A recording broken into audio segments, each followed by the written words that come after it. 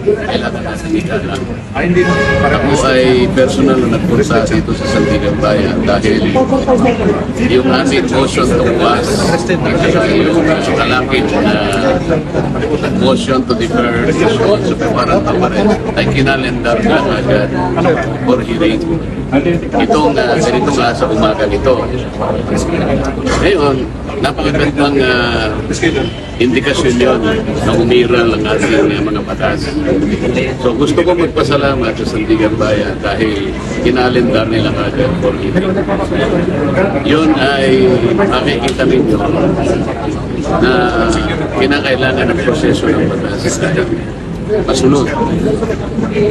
So, sabi ng Sandigan Bayan, meron na silang determination of probable cause. Kaya sila nag-issue ng warrant. Igalang natin yun. Kaya meron naman kaming motion to pass, pinagbigyan naman yun.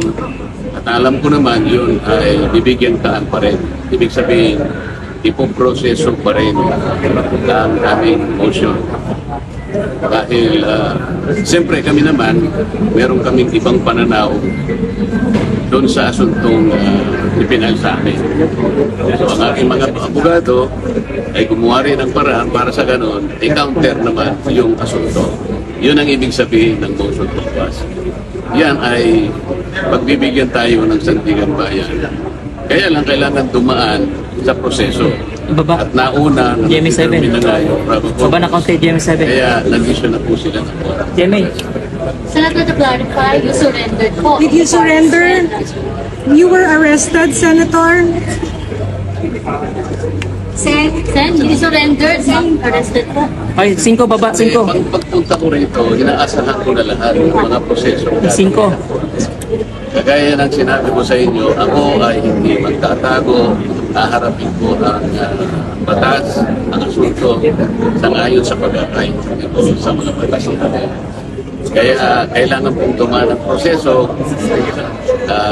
Kasama na po yung pagpunta ko rito, yung hangarin ko na kung i-serve po nila yung warrant of arrest, tatanggapin ko. Senator, ano po message ninyo to your fellow INC? Nararamdaman ninyo siguro. Ay, GMA7, baba. Send message to the INC po. Message to your fellow INC, Senator. Sec, dadalhin pa ba sa Camp Crame si Senator?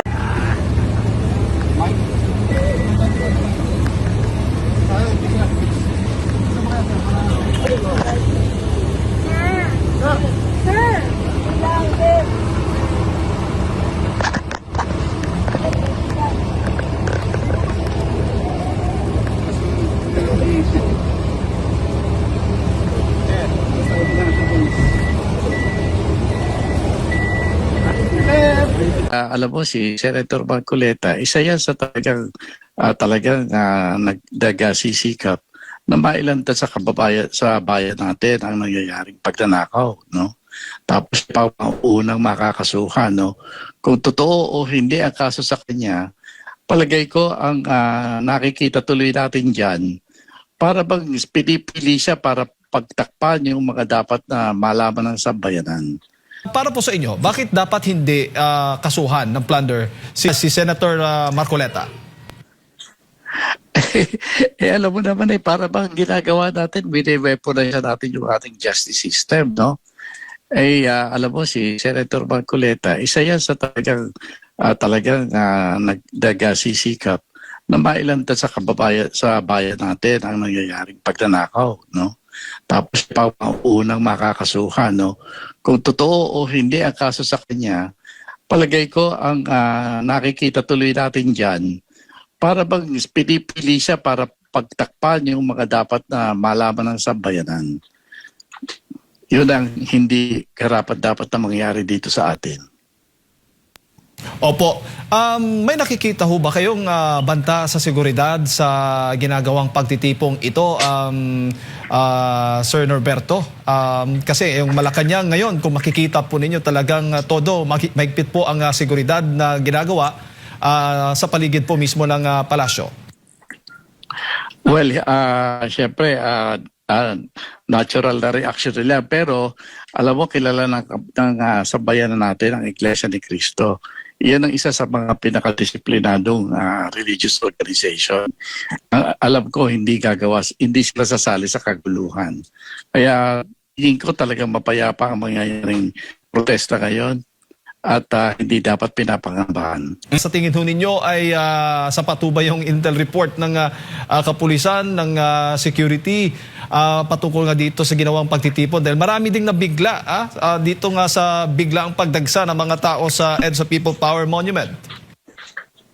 Ay, palagay ko hindi talaga nabigla yan dahil hindi mahirap ilihim yung nangyari kanina. No?